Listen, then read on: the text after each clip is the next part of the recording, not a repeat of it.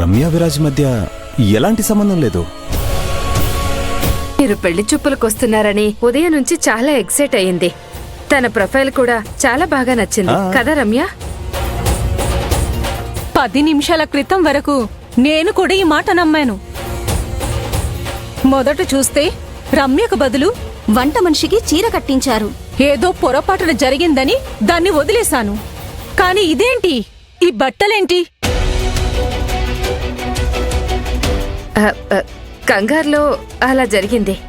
అలాగని అబ్బాయి వాళ్ళు వచ్చేటప్పుడు పబ్బుకెళ్లే బట్టలు వేసుకుంటారా? మేం కూడా బ్రాడ్ మైండెడ్ మనుషులమే. ఇలాంటి బట్టలు వేసుకోవడం మాకేం సమస్య కాదు. కాని దానికంటూ ఒక సమయం సందర్భం ఉండాలి కదా. ఒప్పుకుంటాం, కానీ డ్రెస్సింగ్ విషయం కూడా వదిలేద్దాం, అది తన కంఫర్ట్. కానీ ఇలా అబ్బాయి చెయ్యి పట్టుకొని నిలబడ్డమేంటి? ఛీ, ఇదేనా మీరు నేర్పించిన సంస్కారం? అబ్బాయి చెయ్యి పట్టుకొని నిలబడితే సంస్కారం లేదని అర్థమా? రమ్య, చేతులెత్తి దండం పెడతాను, కాస్త ఊరుకో. వావ్, చెయ్యాల్సిందంతా చేసి ఇందులో తప్పేముందని ఎదురు సమాధానం ఇస్తుంది. వీలైతే మీ అమ్మాయి ఇష్టపడిన ఆ అబ్బాయితోనే పెళ్లి చేసేయండి. ఆంటీ, రమ్య నన్ను ఇష్టపడడం లేదు. మేమిద్దరం ఫ్రెండ్స్ మాత్రమే. మీ ఫ్రెండ్షిప్ ఏంటో బాగానే కనిపిస్తుంది. అయ్యో, మీ ఇంటికి పిలిపించి అవమానించడానికి మేమేం దిక్కులేని వాళ్ళం కాదు. మా అబ్బాయిని పెళ్లి చేసుకోవడానికి 100 మంది అమ్మాయిలు రెడీగా ఉన్నారు. మీ అమ్మాయి ఎవరికి కావాలి? పదరా వెళ్దాం. ఆగండి, ఆగండి, ఆగండి, ఒక్క ప్లీజ్, నిమిషం. చెప్పేది వినండి. నా మాట ఆగండి. వినండి. ఆంటీ, ఆంటీ, విరాజ్, ఏంటి ఆటలాడుతున్నావా? ఇలాగే జరుగుతుందని ముందే చెప్పానా? అయినా ఎందుకు ఇలా పిచ్చి పనులు చేస్తావు? మిథులాను అవమానించి విరాజ్ని ఇక్కడికి తీసుకొచ్చింది ఈ ఘనకార్యానిక. ఇప్పుడు ఏమైందో చూసావుగా. ఆ అబ్బాయికి మా ఇద్దరి ఫ్రెండ్షిప్ నచ్చకపోతే నేనేం చెయ్యాలి? ఫ్రెండ్షిప్ ని ప్రజెంట్ చేసే విధానం కూడా సరిగ్గా ఉండాలి.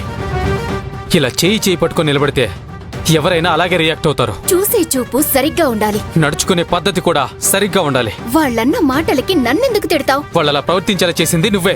మన ఫ్రెండ్షిప్ కి వాళ్ళు రెస్పెక్ట్ ఇవ్వలేదు. రెస్పెక్ట్ ఇచ్చేలా నువ్వు కూడా నడుచుకోలేదు. ఎందుకు ప్రతిదానికి నన్నే బ్లేమ్ చేస్తున్నావు? నా గురించి కొంచెమైనా ఆలోచించావా? మిథిల బాధపడిందని నన్ను తిట్టడానికొచ్చావు. పని మనిషికి అవమానం జరిగితే నేనే కారణమన్నావు. ఇప్పుడు ఆ పెళ్లి కొడుకు వాళ్ళు ఏదేదో మాట్లాడితే దానికి కూడా కారణం నేనేనా? నువ్వే నువ్వే నువ్వే ప్రతిదానికి నువ్వే కారణం.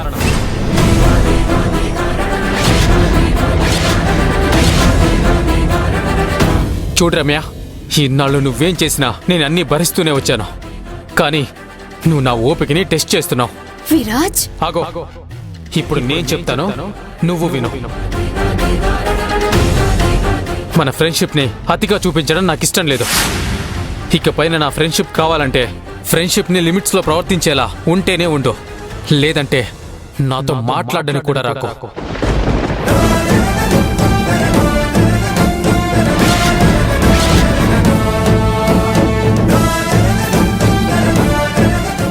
నో నో, విరాజ్, విరాజ్ నన్ను తిడతాడా?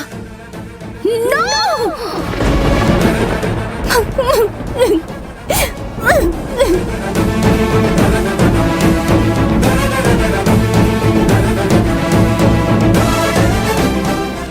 వీలైనంత తొందరగా వెళ్ళిపోదాం రా. రమ్య, ఏమైంది? ఎందుకు ఏడుస్తున్నావు? None of your business.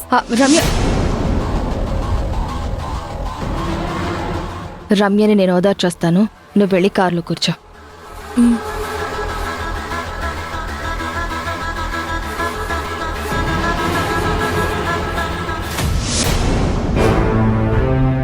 సరిపోయిందా? మీరు చేసింది సరిపోయిందా?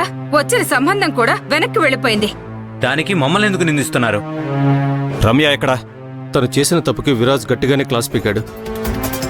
ఏడుస్తూ పైకెళ్ళింది. నా కూతుర్ని తిట్టడానికి తనెవరు? ఫస్ట్ ఆఫ్ ఆల్ తను మనింటికి ఎందుకు రావాలి? మీరంతా ఎందుకు ఇక్కడున్నారు? మీ కూతురు చేసిన పనికి మా ఇంట్లో వాళ్ళందరూ తిట్టు తింటున్నారు. అలాంటప్పుడు తను చేసిన తప్పుని తనకు అర్థమయ్యేలా చెప్పడం తప్ప? మీరంతా ఆడింది ఆట అయిపోయింది కదా మీకు. ఎందుకంటే రమ్య చేసింది తప్పని మీకు అనిపించలేదా? మిథిలాని పని మనిషితో పోల్చి ఆ పని మనిషిని ఇక్కడికి తీసుకొచ్చింది. ఇక్కడ చూస్తేనేమో తనకు చీర కట్టించింది. వసంతి, రమ్య ఆ వంట మనిషిని చీర కట్టుకోమన్నప్పుడు నువ్వేం చేస్తున్నావు? బుద్ధి చెప్పాల్సింది నాకు కాదు, దానికి. మేడం, చీర నగలు రూమ్ లో పెట్టాను.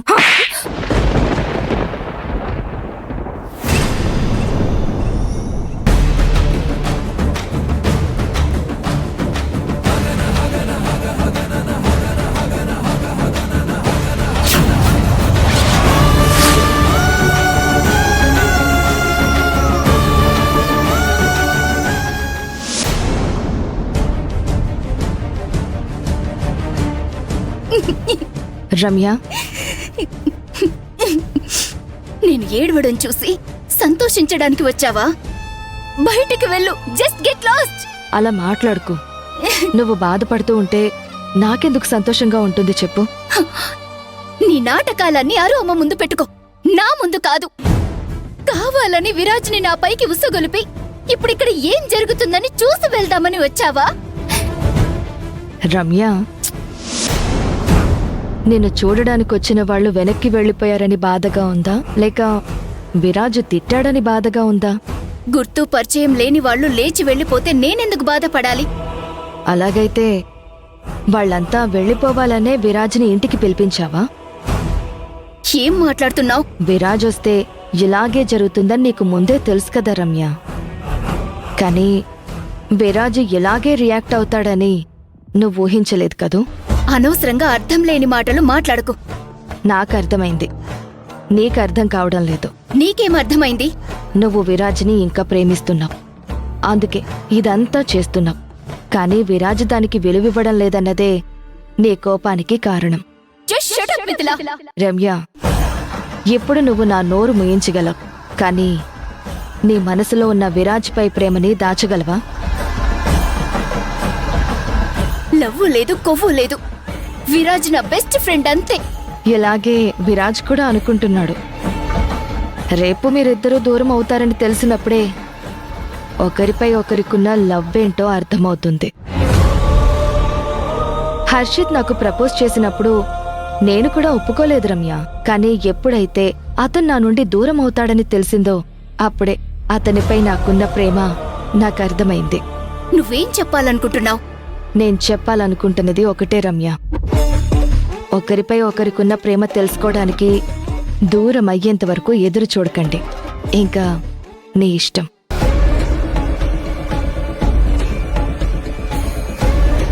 విరాజ్ నుండి నేను దూరం అయితే విరాజ్కు నా వాల్యూ తెలుస్తుందా? అలా ఎలా చేయడం?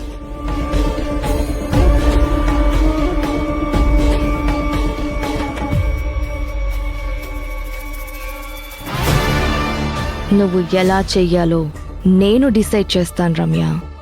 నీ తదుపరి అడుగుల కోసం నేను ఆల్రెడీ కథ రాసేశాను. స్టేజ్ మీద నువ్వెక్కడం ఒక్కటే మిగులుంది. ఇప్పుడు అది కూడా అయిపోయింది.